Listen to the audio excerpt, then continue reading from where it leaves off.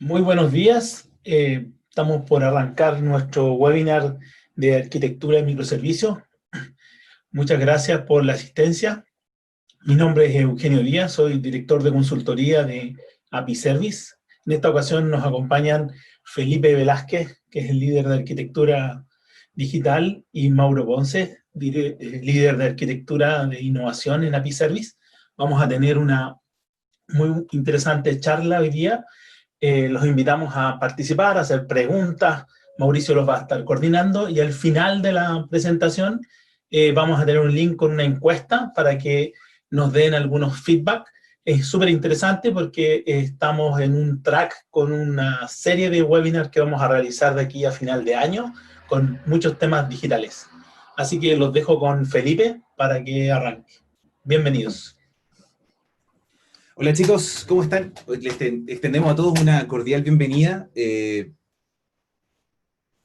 Voy a poner el tiempo acá porque después me paso y me retan, porque se pone entretenida la conversa. Queremos darle una cordial bienvenida a uno de nuestros primeros webinars donde vamos a estar analizando patrones de arquitectura cloud. La idea es pasar por todo el abanico de patrones de arquitectura que hoy día nos ayuden a potenciar nuestras aplicaciones, especialmente en el uso de la nube. Pero el día de hoy nos vamos a enfocar directamente en la arquitectura de microservicios. ¿Quiénes van a estar presentando esto? Bueno, por un lado tenemos a Mauricio Ponce, él es el líder de arquitectura e innovación. Él va a estar a cargo de todas las preguntas que ustedes pueden hacer. Y entonces, ¿esto queda pendiente? Él va a estar a cargo de todas las preguntas que ustedes vayan realizando en la sección de preguntas y respuestas. Si ven ahí en su interfaz de Zoom, en la parte de abajito, dice Q&A. Pueden dejar todas sus preguntas. Mauro va a estar contestando algunas mediante el chat y otras las va a marcar y las va a responder en vivo al final. Así que vayan dejando todas sus preguntas y sugerencias también para los otros participantes. Si es que tienen algún tema complementario de algún punto, ustedes dominan el tema, no tengan miedo, compartan su enlace, compartan su documentación, compartan su punto de vista, así hacemos que esto sea algo más nutritivo y de mucho valor para todos los que estamos acá. Y yo me presento, soy Felipe Velázquez, soy líder de arquitectura digital en API Service y también soy Google Developer Expert en la materia de Google Cloud. Así que arranquemos con el tema. Vamos a la pregunta directamente. ¿Qué es la arquitectura de microservicios? Sí, probablemente sea una de las tecnologías que hemos escuchado por todos lados en el último tiempo, sea algo que tengamos ganas de implementar, tenemos algunas dudas, algo que ya llevemos mucho tiempo implementando, pero siempre es bueno entender la base, entender qué significa, qué es lo que propone y saber qué tan bien lo estamos haciendo para lograr el éxito en nuestro negocio. Entonces, vámonos a la base, entendamos la teoría, que es la arquitectura de microservicios. Lo primero que tenemos que entender es que es un patrón de diseño. Y esta palabra, ténganla presente porque a lo largo de toda la presentación vamos a estar hablando de distintos patrones, que a lo mejor por temas de tiempo y de profundidad no alcanzamos a abordar acá en esta presentación, pero anótenlo ahí en una servilleta, en su cuaderno, en su celular, para que los puedan buscar después, porque la mejor forma hoy de crear arquitecturas y de poder implementar soluciones en la nube y que sean soluciones de calidad es apegándonos a los patrones de diseño. Así que presten atención cuando yo les menciono algún patrón, ustedes lo anotan, lo investigan después porque de verdad les va a servir mucho. Entonces, en el caso de la arquitectura del microservicio estamos hablando de un patrón de diseño, que es lo que tiene por objetivo implementar un conjunto de servicios que cumplan con una serie de características. Y ahora vamos a ver un poquito más cada una de estas. La primera es que tienen que ser de una sola responsabilidad, por eso lo de micro, lo de pequeño. Antes, cuando creábamos aplicaciones, esta era una gran aplicación que contenía todo por dentro y se hacía cargo de varias cosas al mismo tiempo y muchas funcionalidades se mezclaban con otras dentro de los mismos módulos. Ahora, en este caso, vamos a tratar de crear un pedazo de software muy pequeño que cumpla con una funcionalidad en particular. ¿Sí? Podríamos decir, por ejemplo, que resuelve un solo problema crítico o de negocio o de operación, por ejemplo, un servicio de envío de emails, ¿sí? Pero como es una sola responsabilidad, el servicio de envío de email no sería a cargo, por ejemplo, del envío de SMS o de mensajes de texto. Ahí ya tendríamos dos responsabilidades totalmente distintas. La segunda característica que tenemos que entender es que es organizado en base a capacidades de negocio. O sea, no vamos a tener servicios que resuelvan cosas, por ejemplo, de ventas, y a la vez también como para hacer una economía y ahorrarnos un equipo de desarrollo o ahorrar tiempo de desarrollo, que ese mismo servicio también se haga cargo de la gestión del despacho. Dejaría inmediatamente de ser un microservicio porque rompe la primera regla, la de una sola responsabilidad. Pero además, tiene que estar enfocado a un área en particular de negocio. Nosotros vamos a tener microservicios de ventas y microservicios de despacho, por otro lado, y cada uno cumpliendo su propio rol y su propio objetivo. Como tercer punto tenemos el bajo acoplamiento, y este es un punto muy, muy importante porque de este se deriva la potencia de este patrón de arquitectura. Lo que tenemos que enfocarnos mucho por hacer es tratar de que nuestros servicios y de que nuestras soluciones estén lo menos acopladas posible. ¿Qué significa acoplado? ¿Qué significa que tiene una alta dependencia con otra pieza dentro de nuestra arquitectura o con otra pieza dentro de nuestra solución?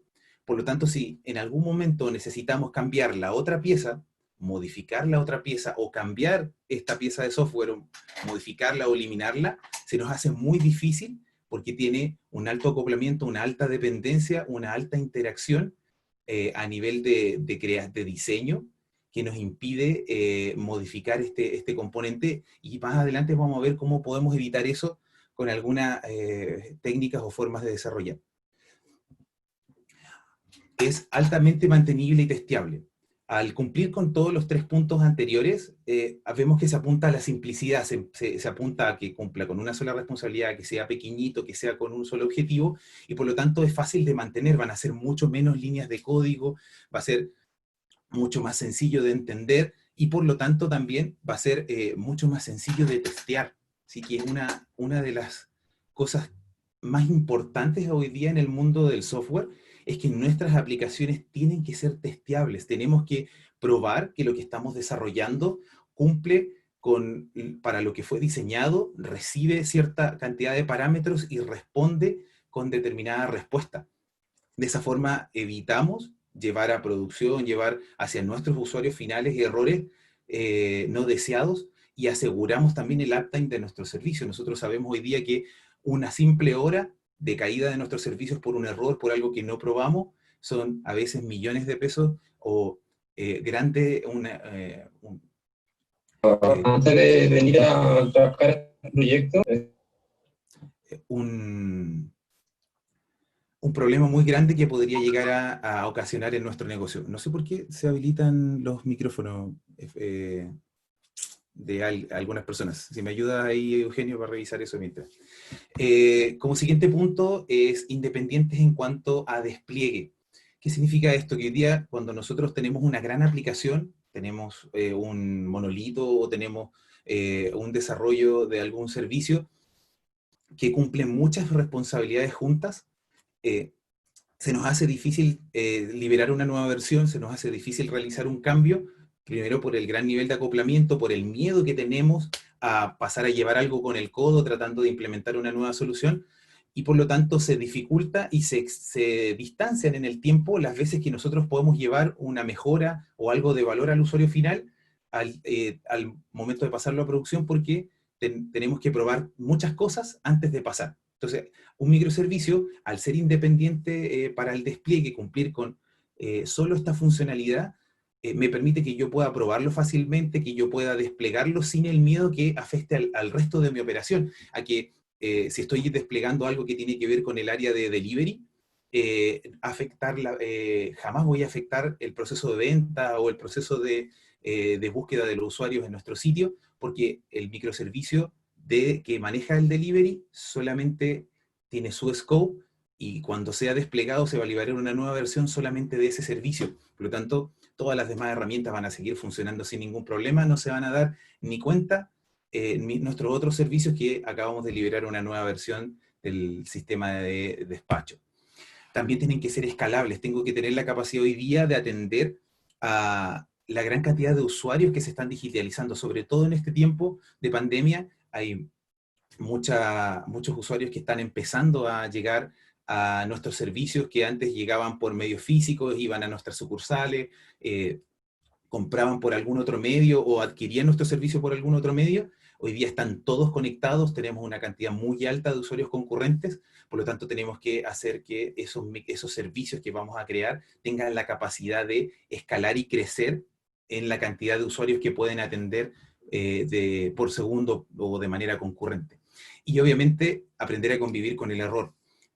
Nuestra arquitectura tiene que estar pensada para comprender que las cosas pueden fallar, que algo siempre puede salir mal, que el código puede tener errores, que algún servicio de dependencia, una base de datos o cualquier cosa se puede llegar a caer, y nosotros tenemos que tener la capacidad de ser resilientes en base a eso, y que este servicio pueda seguir funcionando a pesar de que ocurran estos errores con distintas estrategias. Y las vamos a ver también un poquito más adelante, pero tenemos que tener esa capacidad de poder levantarnos cuando nos caemos. Entonces, eso es muy distinto claramente a lo que tenemos hoy en día. Hoy día no tenemos algo tan bonito en todos lados, y lo notamos incluso hasta para sacar un permiso a la hora de poder ir a comprar el pan, que nos enfrentamos a monolitos por todas partes. ¿Qué problemas tienen estos monolitos y que nos hacen sufrir y que no nos ayuda a poder hacer que nuestra empresa logre la penetración digital que necesita? Es que tenemos una aplicación que hace todo en uno. Y además es todo o nada. O sea, como decíamos recién, este monolito, para poder sacar una nueva versión, para poder crear una nueva funcionalidad, para poder entregar una nuevo valor al usuario, tengo que desplegarlo completo, tengo que arrastrarlo completo cada vez que quiero sacar una nueva versión. Si se cae todo. Entonces, está todo concentrado, por lo tanto, se vuelve complejo e interdependiente entre todas sus funcionalidades. No puedo darle más RAM ni más CPU a un proceso en particular, porque está todo junto. Por lo tanto, se vuelve, como dijimos, difícil de evolucionar, difícil de entender por las personas que quieren abordar o generar una nueva solución. Si llegan nuevos talentos a trabajar con nosotros en nuestra empresa, les decimos, bueno, te toca trabajar en este monolito, trata de entenderlo, trata de ver cómo se enmaraña, cómo se componen estas piezas y cómo conversan entre ellas. Y claramente muy difícil o casi imposible de testear y difícil de escalar, ya que muchas veces estos monolitos hacen manejo de las sesiones de usuario, de información de las transacciones que están ocurriendo en el momento de los usuarios que están conectados. Muchas veces están siendo manejadas por la aplicación como tal, por lo tanto, al tratar de escalarlas, se nos hace imposible, porque no tenemos cómo hacer que esa información esté presente en las 2 réplicas que estamos escalando, 3 o 4 réplicas que estamos escalando al mismo tiempo. Entonces, claramente el monolito hoy día es algo que nos está haciendo sufrir y que necesitamos. Necesitamos de alguna manera poder solucionarlo con una arquitectura un poquito más elegante y más resiliente. Entonces, ¿qué necesito para implementar microservicios como un campeón? Esa es la pregunta que vamos a responder hoy día. Vamos a dar un recorrido completo, un viaje desde la infraestructura y cada uno de los componentes que tiene. Vamos a entender cómo se implementa esa infraestructura y cómo hay ciertas características de los microservicios que tienen que ver con la infraestructura que estamos creando, el diseño de esos microservicios y finalmente ya los patrones de diseño con el que tenemos que crearlos, cómo tenemos que pensar en crearlos, segmentarlos, separarlos y distribuirlos para poder ser eficaces también a la hora de diseñar estos microservicios. Entonces, demos este recorrido completo de punta a punta y partamos por el lugar, el dónde. Claramente hoy día la nube es el lugar donde queremos crear nuestros servicios, porque la nube nos brinda las capacidades y nos brinda las herramientas necesarias para facilitar este trabajo. Implementarlos en nuestro data center, en nuestro on-premise, es complejo. No es imposible, pero es muy complejo. Tenemos que hacernos cargo de un montón de cosas. Tenemos que comprar infraestructura, que ya vamos a ver un poquito más en detalle, infraestructura física que tiene desventajas. Por lo tanto, la nube es el lugar al que queremos apuntar, y hoy día hay un concepto en el aire muy relevante, que es el de Cloud Native. que son un conjunto de características que tiene que cumplir una aplicación para considerarse nativa de la nube, ¿sí? Y por lo tanto, cuando demos el recorrido ahora por estas características que tienen que cumplir los microservicios, tengamos presente estos 5 puntos que vemos acá a la derecha o izquierda de ustedes, no lo sé, que es escalables, bajo acoplamiento, resilientes, administrables y observables.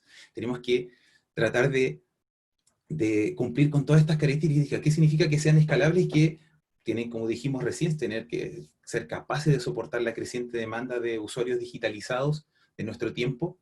El bajo acoplamiento, ya también lo conversamos, divide y vencerás. Vamos, de esa forma, cada componente o cada pieza de nuestra aplicación se maneja de forma independiente. Tiene que ser resiliente, tenemos que aprender a vivir con el error y apuntar a la alta disponibilidad, tratar de que nuestros usuarios siempre tengan nuestro servicio disponible la mayor cantidad del tiempo, y hay estrategias y herramientas en la nube que nos van a permitir hacer eso. Administrables, tenemos que tener el control, tenemos que saber qué, cómo y dónde está corriendo en la nube cada uno de nuestros servicios. Incluso el cuándo, porque vamos a entender después en otros webinars más adelante que podremos llegar a tener servicios que se ejecuten en determinado momento del día, levanten infraestructura, hagan determinado proceso, por ejemplo, de análisis de datos, y después de determinado momento mueran. Entonces también podemos saber el cuándo. Por lo tanto, todas estas aplicaciones que corran en la nube tienen que ser altamente administrables y obviamente observables. Tenemos que medir, ver, observar.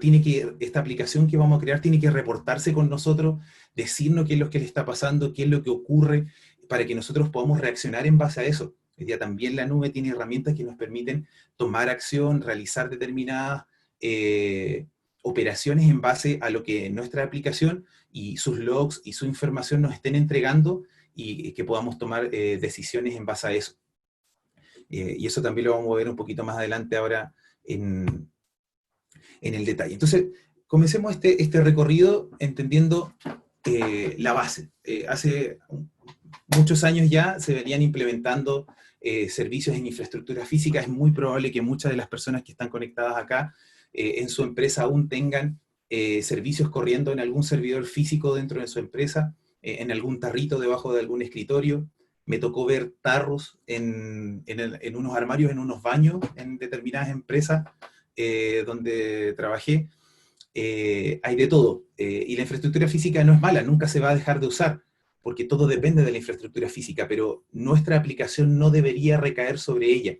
Esta debería ser una herramienta que nos permita crear capas sobre la infraestructura física para poder hacer mucho más sofisticada la gestión de nuestras aplicaciones. ¿Por qué? Porque si pensamos en la infraestructura física como el recipiente para nuestra aplicación, vamos a tener un solo punto de fallo, vamos a tener muy poca posibilidad de aislamiento de software, vamos a tener un único sistema operativo y toda nuestra base de datos, nuestra aplicación, nuestros servicios corriendo en el mismo lugar.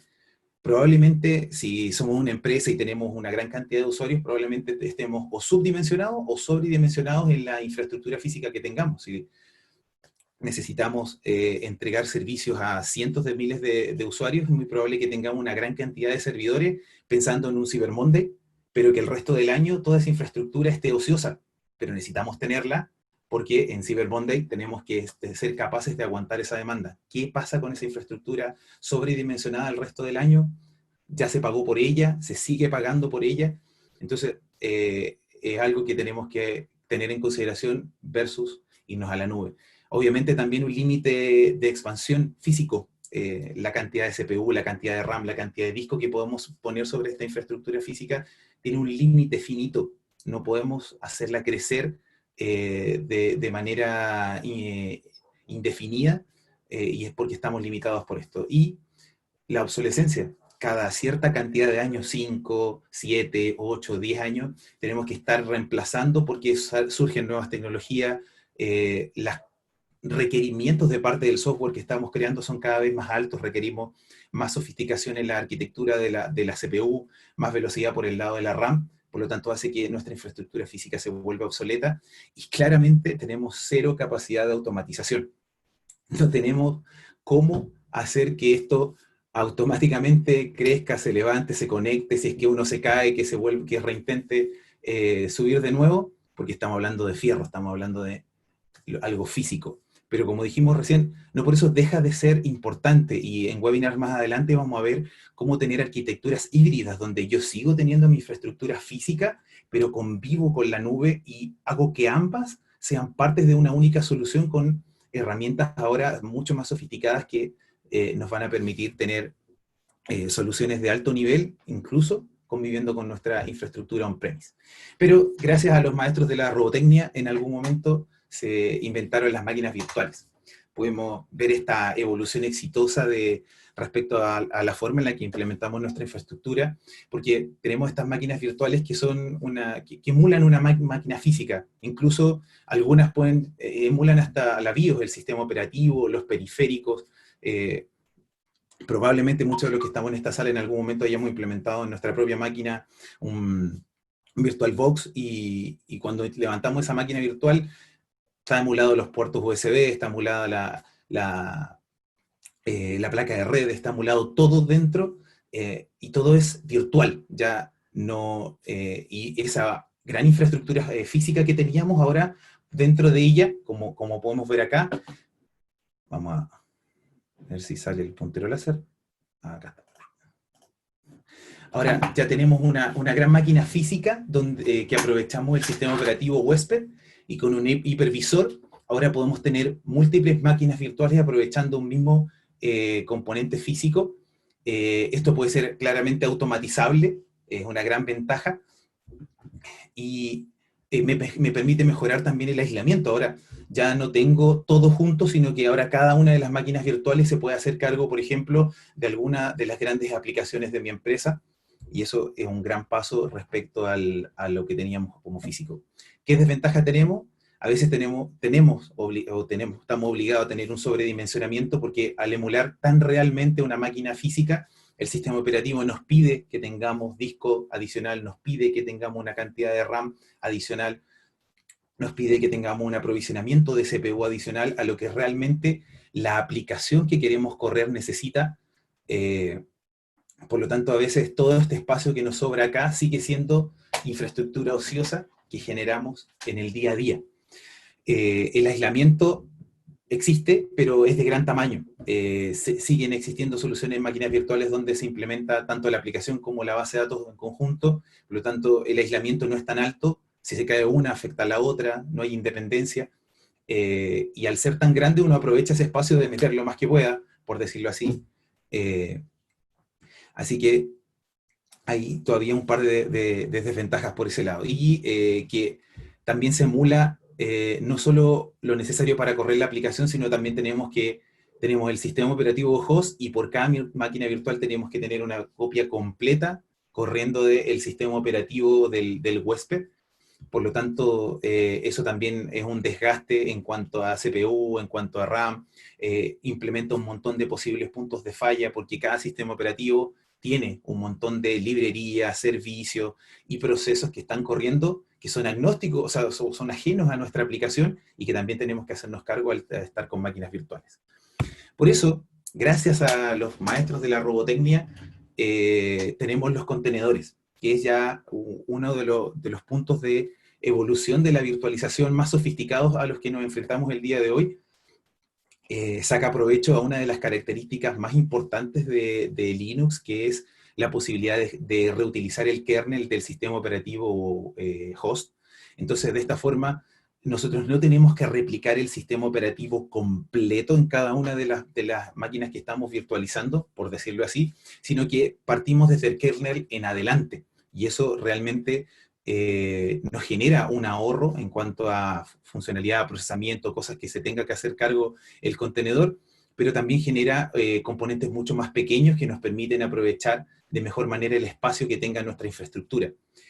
Al ser más pequeño también apunta a mejorar el aislamiento, porque ahora puedo tener claramente un enfoque donde cada contenedor se haga cargo solo de una aplicación, solo de un servicio, solo de una base de datos. Y así, cada uno de estos, si es que llega a fallar, no afecta y no impide el funcionamiento correcto del resto. También con los contenedores tenemos la posibilidad de usar imágenes base, que son las que van a extender este kernel con un sabor de algún sistema operativo Linux, que son muy pequeñas. Hoy día en el mercado hay imágenes para contenedores que pesan 5 megas. Hay imágenes que pesan 3 o 4 megas from scratch, que podríamos implementar, donde tenemos casi las funcionalidades core y base de Linux y nada más. Y el resto es solo nuestra aplicación corriendo.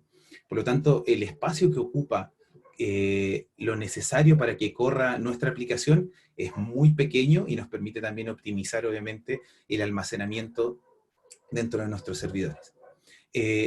También al tener estas imágenes más pequeñas, con solamente los procesos, los puertos, las funcionalidades que nosotros necesitamos para nuestra aplicación en específico, que es una gran diferencia versus tener un sistema operativo completo que tiene que tener muchos procesos y muchos servicios que se hagan cargo de que el sistema operativo y todas sus características de manejo de recursos, de servicios, de manejo de puertos, de manejo de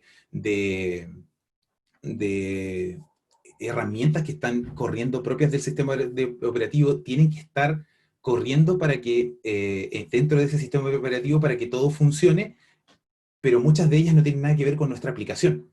En cambio acá, en este caso, podemos tener una solución mucho más centrada en nuestra aplicación, porque nosotros definimos qué es lo que queremos que tenga esta imagen base de nuestro contenedor. Y eso nos beneficia también en la parte de seguridad, porque ya no hay puertos de más abiertos, ya no hay servicios corriendo que no tienen nada que ver con lo que estamos ejecutando, ya no hay funcionalidades, ni reglas, ni nada que habla, valida o gestione otras cosas que sean propias del sistema operativo, porque ya no se necesitan, sino que simplemente instalamos, corremos y abrimos lo que nuestra aplicación necesita, generando así una menor superficie de ataque para quienes pretendan entrar, ingresar o vulnerar nuestros servicios. Un menor consumo de recursos y, obviamente, al reutilizar el kernel, una velocidad mucho más alta para el arranque del sistema operativo. Entonces, ahora entendimos cómo ha evolucionado la infraestructura, los componentes donde va a estar corriendo nuestra aplicación y cómo podemos, ahora de esta manera, tener un nivel de sofisticación súper alto para poder hacer que nuestros servicios, nuestros microservicios, puedan estar operando a nivel de infraestructura. Pero necesitamos cambiar algunas cosas en nuestro punto de vista de cómo creamos estas aplicaciones. Tenemos que empezar a dejar de pensar de la forma antigua cuando creábamos y usábamos variables de sesión o pensábamos en una gran aplicación corriendo, y empezar a asimilar ciertos conceptos que son los que vamos a analizar ahora. Los dos primeros conceptos que vamos a manejar son el de stateful y el de stateless. Y aquí es súper importante que prestemos atención al segundo, que va a ser la clave para que nuestros microservicios cumplan con lo que tienen con estas características de ser escalable, de ser resiliente, de poder ser replicable en la nube, gracias a esta característica. Entonces, ¿cómo manejar el estado de nuestra aplicación? Para entender stateful, es la aplicación de toda la vida. Nosotros tenemos nuestro servidor web, nuestra aplicación web, y tenemos nuestras variables de sesión. Cuando ingresa un usuario, ingresa su root, y nosotros, por economía, para no cada vez que hace un request en su browser este usuario tener que ir a la base de datos y preguntar toda la información del usuario en base a su root o a su DNI o a su documento de identidad, por ejemplo, la manejamos en la memoria de la aplicación. ¿Qué es lo que pasa? Como pasa en todo el mundo, si nuestra aplicación se cae, nosotros tenemos que reiniciarla para volver a levantarla, y claramente la memoria se pierde. Por lo tanto, esos usuarios se ven afectados porque van a tener que iniciar sesión nuevamente. Es muy probable que a todos nos haya pasado que a veces estamos usando una plataforma, una aplicación, vemos que se queda pegada y de repente tenemos que iniciar sesión nuevamente. Y eso es porque la capa que se hacía cargo de la memoria estaba incluso metida dentro de la aplicación. Y eso hoy día no nos sirve si queremos que nuestra aplicación cumpla con las características que analizamos en un principio. Por otro lado, encontramos el concepto de stateless, que significa que son aplicaciones que no se hacen cargo del estado. Esta aplicación es agnóstica a todo lo que pueda realizar tanto el usuario 1 como el usuario 2. y toda esa información que yo desee persistir de alguna manera, tengo otra estrategia para almacenarla. Acá le puse store, solo por poner que es un tipo de almacenamiento, puede ser una memoria caché, puede ser una base de datos, puede ser cualquier elemento externo a donde está corriendo mi aplicación, que me permita abstraer ese estado de la aplicación. Incluso podría ser en el browser del mismo usuario, por cada petición, que él me entregue todo el contexto necesario para que mi aplicación pueda tomar las decisiones necesarias en base a los pasos anteriores o en base a la etapa en la que se encuentra, pero nunca dentro de la aplicación. ¿Por qué? Porque me va a permitir hacer cosas como estas, que si se me cae mi aplicación, yo puedo crear una réplica de esta misma aplicación al lado. Sigo teniendo fuera de esta todo el estado o toda la información del usuario en un lugar externo, por lo tanto la experiencia de nuestro usuario no se ve afectada de ninguna manera. Entonces, gracias a este concepto de stateless, yo ahora puedo pensar en tener mejor resiliencia, puedo pensar en escalamiento, puedo pensar en réplicas, puedo pensar en alta disponibilidad. Gracias a este concepto. Esto requiere un esfuerzo súper grande a la hora de desarrollar nuestros servicios. Es un enfoque totalmente distinto. Probablemente si ya tenemos una aplicación de tipo monolito creada, es muy probable que maneje la memoria dentro, si un PHP, por ejemplo, que lo tenemos hace un par de años, va a ser muy probable que no podamos sacarlo fácilmente. Existen formas, y lo importante es apuntar a que nuestros servicios, nuestras aplicaciones, sean stateless. El otro concepto que nos habilita ahora al entender el stateless es el escalamiento vertical versus el escalamiento horizontal. Y cómo poder llegar al infinito y más allá con nuestros servicios. El escalamiento vertical es sumamente sencillo, es lo que veníamos haciendo por años en nuestra empresa cuando necesitábamos que nuestros sistemas soporten una gran cantidad de accesos que pueda aguantar la demanda que vamos teniendo crecientemente. Cerramos un nuevo contrato, un nuevo negocio, abrimos una nueva área de ventas. Nuestros servicios van a empezar a recibir más usuarios, no importa, pongámosle más RAM, pongámosle más CPU, no pasa nada, nuestra aplicación va a ser capaz de soportar esa gran cantidad de usuarios concurrentes. Entonces, este escalamiento vertical hoy día sigue funcionando, sirve incluso, pero está limitado, tenemos un límite físico, nuestras máquinas no pueden crecer más allá de determinado límite, incluso si estamos en la nube. O sea, que estemos en la nube no significa que, y si estamos usando IaaS, infraestructura como servicio, no es la solución. Vamos a tener tamaños de máquinas predefinidos y hasta ahí nomás podemos llegar. Va a ser súper caro pensar en que el escalamiento vertical es la solución. Por lo tanto, tenemos que pensar en el escalamiento horizontal. Como ya nuestra aplicación es stateless, yo puedo tener mi aplicación, mi servicio, mi microservicio con múltiples réplicas. Por lo tanto, la cantidad de CPU que tiene cada una de ellas se suma y es la cantidad de CPU que yo voy a tener disponible para la operación de mi aplicación. ¿Sí? Antes tenía, no sé, 1 GHz de CPU, 1 GB de RAM. Cuando llegaba a 50 usuarios concurrentes, ya estaba casi al límite de mi servidor. En vez de escalarlo de manera vertical, yo simplemente creo una segunda réplica con la misma cantidad de CPU, la misma cantidad de RAM, y ahora aguanto el doble, el triple, y así al infinito y más allá. Y eso es una gran característica que tiene la nube, porque como ellos son los dueños, ellos proveen infraestructura para nosotros podemos crear toda la infraestructura necesaria para la cantidad de réplicas que necesite nuestros servicios para poder soportar la demanda que tenemos de nuestros usuarios. Claramente, si tenemos demanda de nuestros usuarios, eso se convierte en una funcionalidad de negocio, generaría un revenue necesario para poder ahora pagar esa infraestructura en la nube. Así que no tenemos problema, seguimos escalando porque entre más tiempo esté arriba nuestro servicio, mayor va a ser el ingreso que deberíamos tener. Entonces, este escalamiento horizontal es hoy día la solución a lo que tenemos que apuntar, lo que tenemos que tener en cuenta a la hora de implementar nuestros microservicios. Pero, ¿cómo funciona? Porque yo toda la vida implementé un servicio, lo levanto, lo pongo en una IP, lo pongo en un puerto, está funcionando, le pego a la IP, me responde y listo. Ahora tengo múltiples máquinas, cada una va a tener su IP propia, cada una va a ser independiente de la otra. ¿Cómo hago para decirle que quiero que todas funcionen al mismo tiempo?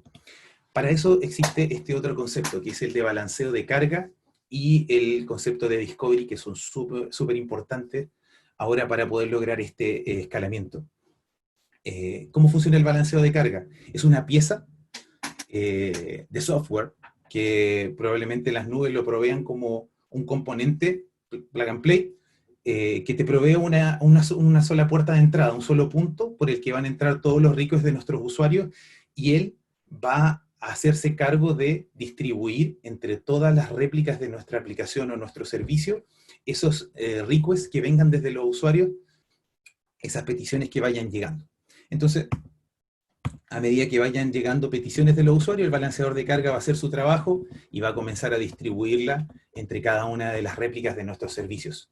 Eso hoy día nos permite ahora que pensemos en tener múltiples réplicas de nuestra aplicación, que podamos tener un escalamiento para poder abordar la demanda de nuestros usuarios sin tener que crecer las máquinas de manera vertical, sino horizontal, pero también a la vez nos va a permitir tener resiliencia. ¿Por qué? Porque sabemos que todo puede fallar. Alguno de estos servicios se va a caer. Entonces, habilidades como la del Service Discovery que tienen estas plataformas van a permitir que cuando se caiga una de estas réplicas, el resto puedan seguir operando sin ningún problema. El balanceador de carga detecta que esta máquina ya no está disponible y deja de enviarle peticiones y continúa enviándole al resto gracias al Discovery. Él es el como que está anotando, él es el que lleva el recuento de cuáles son las IPs a las que el balanceador de carga le tiene que pegar. Y si nosotros creamos una nueva máquina ahora para reemplazar, una nueva réplica para reemplazar a la que murió, simplemente el Service Discovery se va a dar cuenta que se agregó un nuevo nodo a la red, lo va a anotar en la lista y el balanceador de carga le va a poder empezar a enviar requests para que pueda empezar a recibir peticiones. Entonces, claramente, todas estas características que acabamos de entender nos ayudan a ahora pensar muy distinto a como pensábamos con el monolito. Solo como para recapitular, teníamos que pensar ahora en aplicaciones stateless, tenemos que hacer que nuestra aplicación no tenga dentro de ella el estado de nuestra aplicación, buscar alguna otra herramienta para que se haga cargo de la memoria, del estado. Podría ser, por ejemplo, una base de datos en memoria como un Redis o un Memcache, podría ser incluso la misma base de datos o alguna base de datos en tiempo real como Firebase de Google, por ejemplo, o incluso dentro del mismo navegador del usuario o dentro del mismo dispositivo móvil, y recibir ese contexto cada vez que deseamos que nuestra aplicación o servicio opere. El escalamiento horizontal, que es el que nos va a permitir ahora que nuestro servicio no tenga límites, no esté atado a los límites físicos y que podamos también tener alta disponibilidad, entender que si uno de esos servicios muere, el resto siguen operando sin ningún problema y yo puedo seguir creando réplicas porque el estado de la aplicación no está dentro, sino que se maneja en algún otro lugar. Por lo tanto, estos son piezas agnósticas de software que reciben parámetros y dan una respuesta. Por lo tanto, puedo tener un escalamiento al infinito. Ahora, ¿cómo hago para que esto se haga realidad? ¿Cómo hago que mis servicios, los microservicios que yo deseo que tenga mi infraestructura, los servicios que yo deseo que tenga mi empresa, ocupen todas estas características, todas estas herramientas que acabamos de mencionar? Para eso la nube nos ayuda. La nube tiene los componentes necesarios y las herramientas y las tecnologías y el software necesario para que nosotros podamos ahora hacer esto de manera elegante. ¿Cómo lo logra? Primero, que ahora tenemos infraestructura dinámica y pago por uso en la nube. Ya no necesitamos pensar en comprar un gran servidor para cuando se venga el Cyber Monday. Nosotros podemos automatizar la creación de infraestructura para que crezca solamente cuando lo necesitamos en determinada fecha o en determinado momento, y cuando ya no lo necesitemos, se apaga, se devuelve, se elimina, y ya dejamos de pagar por esa infraestructura. Y claramente también puede ser automatizable, puede responder en base a umbrales. Si la CPU, la RAM de mis servidores está llegando a determinado punto, yo le puedo decir que cree una nueva máquina virtual, cree una nueva recipiente para mis servicios para yo poder seguir escalando porque estoy teniendo más demanda.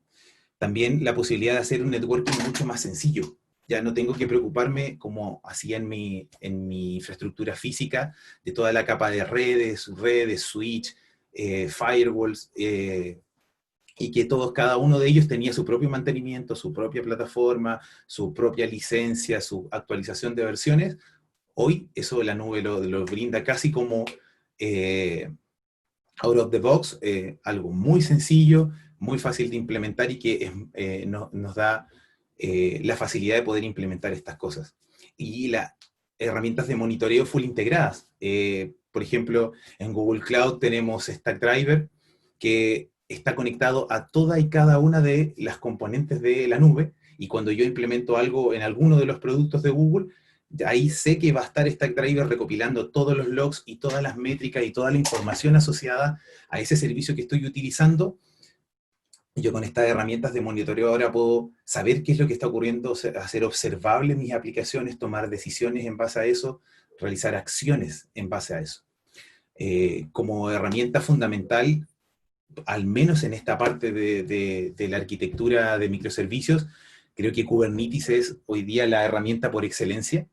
El poder manejar contenedores de forma sofisticada, elegante, también poder tener un despliegue de nuestro código, de nuestra aplicación, de una nueva versión de forma declarativa y automatizable, ¿ya? No es un suplicio llevar una nueva versión, simplemente yo declaro mis despliegues y le digo qué es lo que quiero llevar, en qué versión, con qué características, con qué variables, con cuántas réplicas, y Kubernetes entiende esto y hace los cambios necesarios, toma mi imagen Docker que yo dejé en algún lugar y la despliegue, la deja corriendo con estrategias de despliegue también, por ejemplo, como Canary o Greenblue, donde al momento de liberar una nueva versión no tengo que matar la primera versión, tener downtime del servicio y liberar una segunda versión, sino que puedo crear las nuevas versiones mientras que se están creando, sigue respondiendo la versión anterior, y una vez que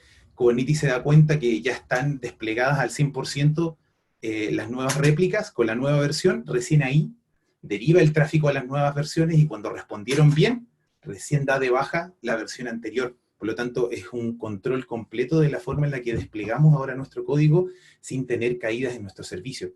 Escalamiento automático en base a características, uso de CPU, uso de RAM, pero también puede ser personalizado, porque nuestros microservicios ahora necesitan que cada uno de ellos tenga más RAM, más CPU según lo que se le vaya a utilizar.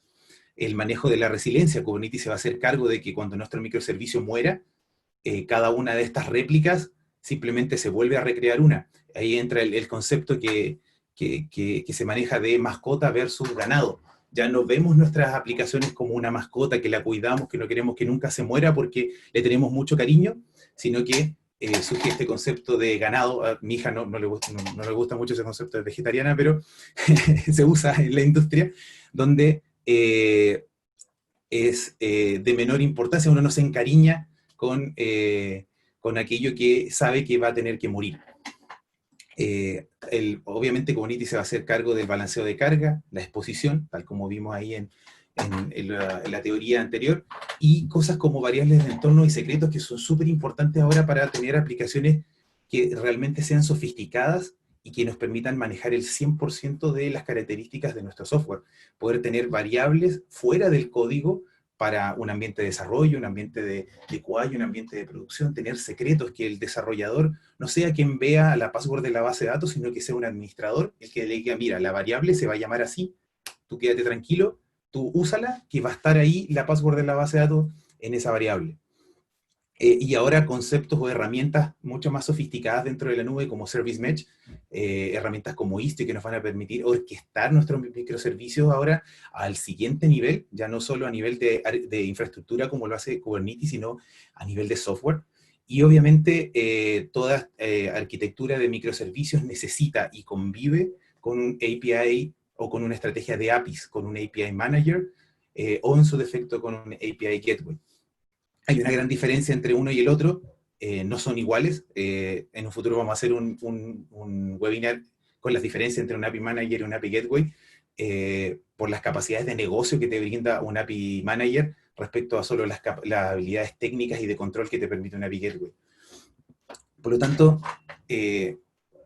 entendiendo todo esto que analizamos, ya vimos toda la parte de infraestructura, vimos la nube, vimos Kubernetes, vimos balanceo, réplica, vimos muchas de estas cosas son maravillosas, pero si nosotros no definimos de forma correcta nuestros microservicios, vamos a estar fallando igual. O sea, podemos haber dejado el monolito más grande del mundo atrás, haber creado un montón de microservicios, pero haberlos diseñado mal. Por lo tanto, es necesario asumir principios de diseño, utilizar principios de diseño para poder crear nuestros microservicios.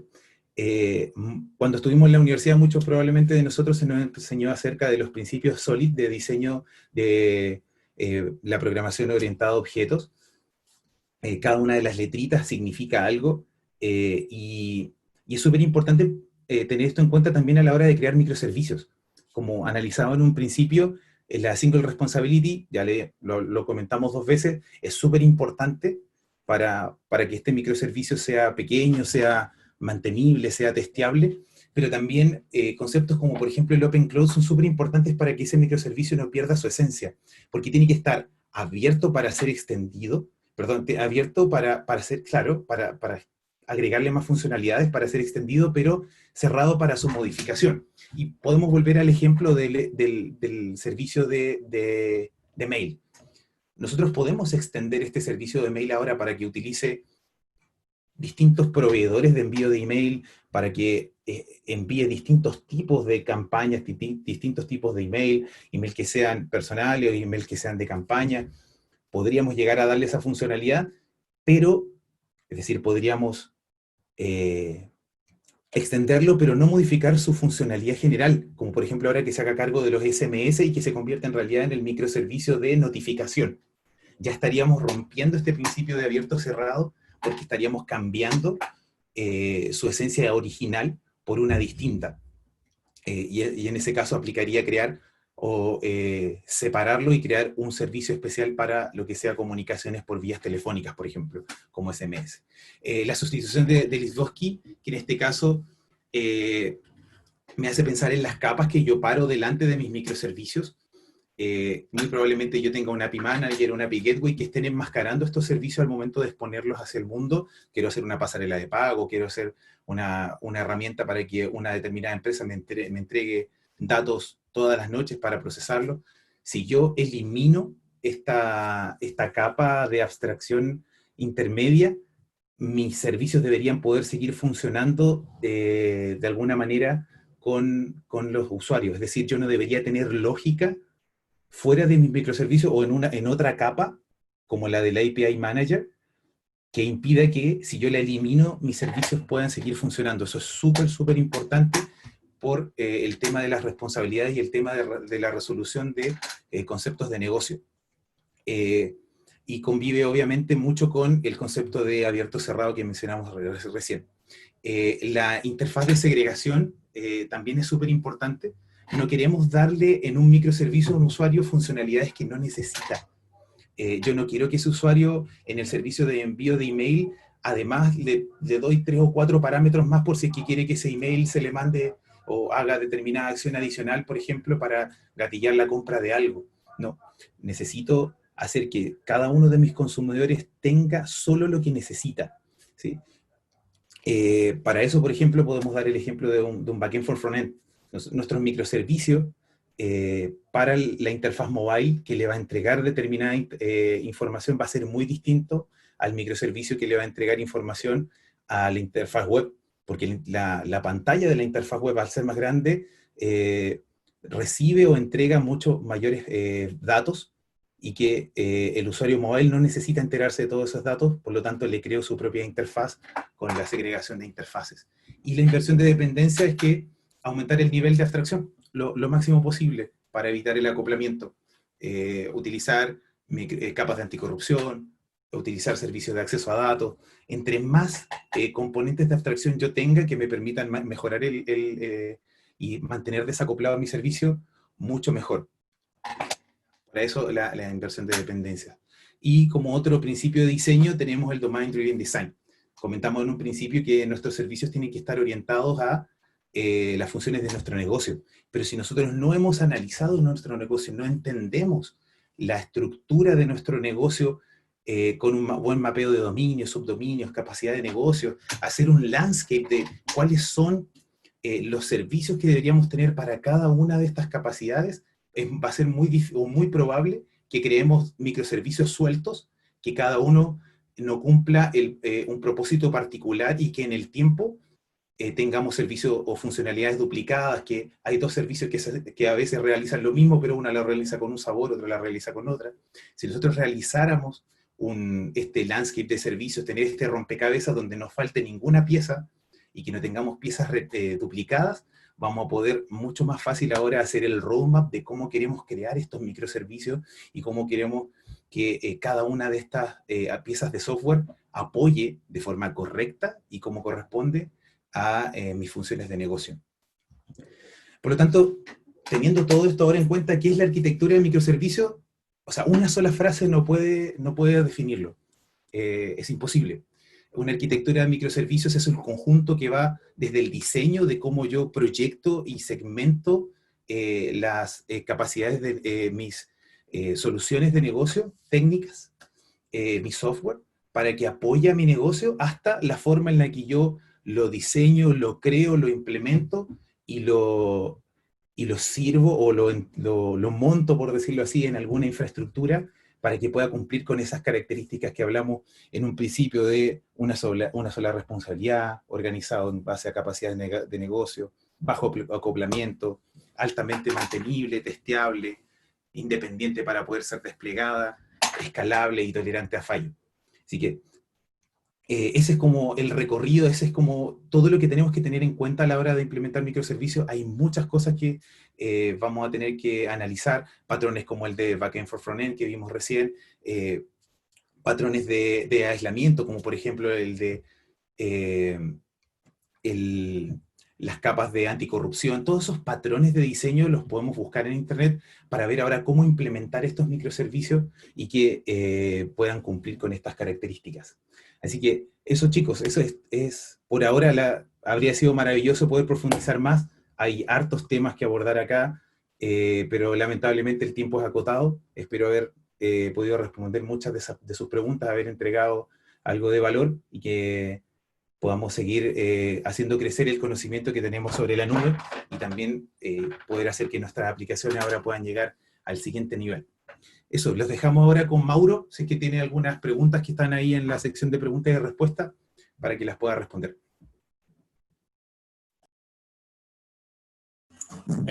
Hola chicos, sí, he respondido algunas. La verdad es que preguntaron harto. Había una pregunta, Felipe, que tú les puedes explicar mejor, que preguntaron qué elementos se debería considerar para poder calcular los costos que tendría migrarse a una cloud, pensando en microservicios. O sea, ¿cómo estimarían, por ejemplo, una migración hacia un Kubernetes de cloud, un GKE? Es una buena pregunta. La verdad que o sea, nuestro servicio, todo va a depender del lenguaje en el que lo programemos. Si lo hacemos en Java, lo hacemos en .NET, lo hacemos en Node.js. Node.js va a ser 200 megas de RAM y un Java va a usar 500, 700 megas de RAM probablemente para lo mismo. Entonces, tenemos que considerar cuántos microservicios vamos a tener, cuántas réplicas va a tener cada uno de esos microservicios, cuánto queremos que escale en determinados momentos y meter todo eso en la juguera y sumar la cantidad de RAM, la cantidad de CPU y siempre, siempre, siempre dejar al menos un 50% más de eso disponible en la infraestructura. Entonces, podemos hacer un pequeño Excel donde nosotros pongamos todos los servicios que vamos a tener, los requerimientos de hardware que queremos que tenga, sumarlo, cortarlo de a 2 o de a 4 CPU, de a 8, de a 16 de RAM, y ver cuántas máquinas vamos a necesitar en determinada nube para poder abordar eso. Yo, en mi punto de vista, creo que máquinas más pequeñas es mejor, porque cada vez que escalo, no escalo en una máquina tan grande que quede sobredimensionada para poder montar 2 o 3 pods que le hacían falta, por ejemplo. Entonces una máquina con 2, con 4 de CPU y 8, 16 de RAM, es mejor que generar al tiro una máquina grandota de 8 core y 32 que va a quedar con un montón de infraestructura obsoleta, ociosa en un Kubernetes, para poder soportar 2, 3, 15 réplicas que necesitaban nada más de 1 o 2 microservicios. Así que eso, finalmente todo se reduce a recursos que tengan sus microservicios, se meten en la juguera, se cuenta y se le suma un 50% más y se dimensiona un Kubernetes.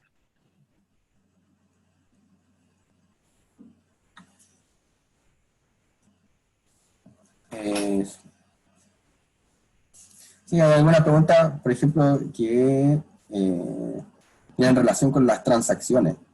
¿Ya? Cuando se implementan los microservicios, si tú vas a hacer orquestación de microservicios, es muy complejo porque no tienes un rollback, porque son tareas distintas y están en microservicios distintos. Siempre es bueno que se apoyen de diseños, por ejemplo, como temas de DDD, ¿ya? Donde en realidad los dominios todos se resuelven en tareas atómicas y las transacciones se resuelven dentro de un mismo microservicio, por el tema del rollback, por ejemplo. Entonces ahí tienen que ocupar un patrón de diseño que aguanten la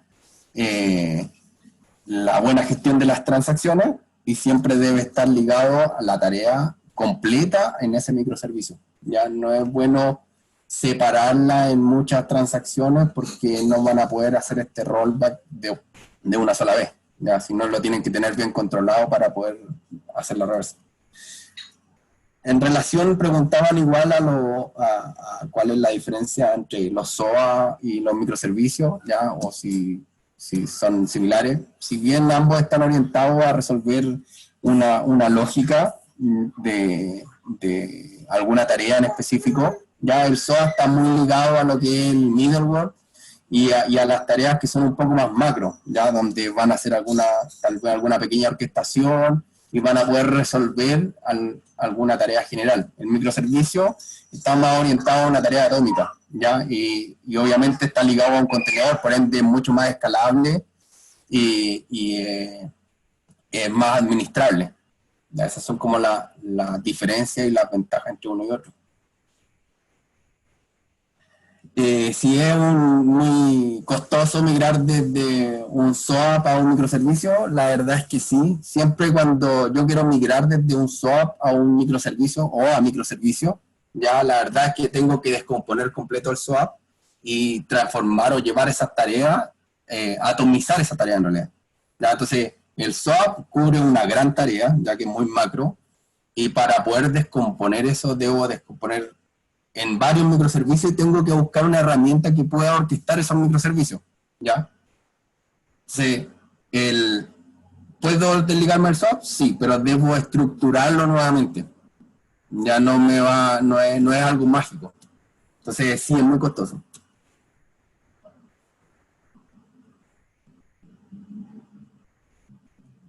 Por aquí preguntan en qué casos deberíamos ocupar Ribbon o Spring Cloud o balanceo de Kubernetes. En realidad esto se deben ocupar si es que yo estoy trabajando, por ejemplo, quiero trabajar con algún autodescubrimiento o algo por el estilo. En el caso de Kubernetes no debería ligarme tanto a este tipo de soluciones. Ya estos tipos de soluciones venían compitiendo con Kubernetes, estaban un poquito por el lado en la carrera. Si estamos ocupando Kubernetes, deben utilizar, por ejemplo, un service mesh, ya, o algo por el estilo para hacer el descubrimiento de los servicios, para generar rutas entre ellos. Sí, pero sí se podría utilizar dentro de esta arquitectura de microservicios.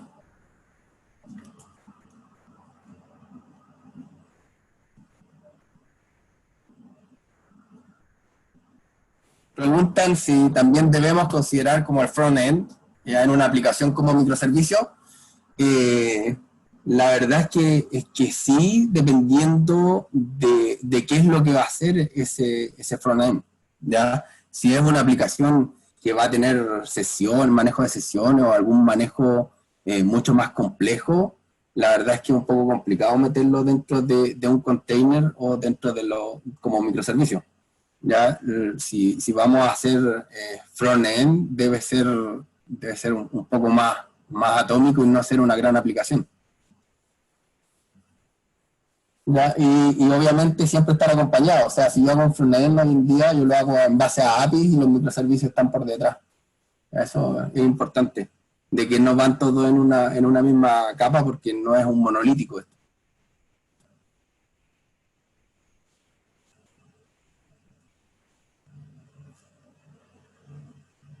¿Los microservicios pueden ser utilizados por más de una aplicación? Sí, la verdad es que esa es la idea. La idea es que yo genere, por ejemplo, si yo me baso en un DDD, yo tengo dominios de negocio y tengo microservicios asociados a esos dominios, ¿ya? Por ende, la reutilización de eso es enorme, ¿ya? Porque cada grupo va a tener, o sea, por ejemplo, cada célula va a tener asociado un dominio, esos dominios van a tener unos microservicios y todos los que se quieran integrar se van a tener que integrar a esos microservicios. Entonces, son altamente reutilizables. Ya la idea es que siempre haya un dueño de un microservicio y él es solo el que lo puede cambiar o hacer modificaciones y sacar versionamiento de él, para que los demás se integren. Nunca debo generar tareas en distintos microservicios que cumplan, que hagan la misma función. ¿Ya? Eso es súper primordial, porque si estoy ocupando recursos que están mal utilizados en el fondo, y además tengo versiones que no van a corresponder, y cada quien se va a hacer cargo de lo suyo. Entonces es como volvemos al monolito con eso.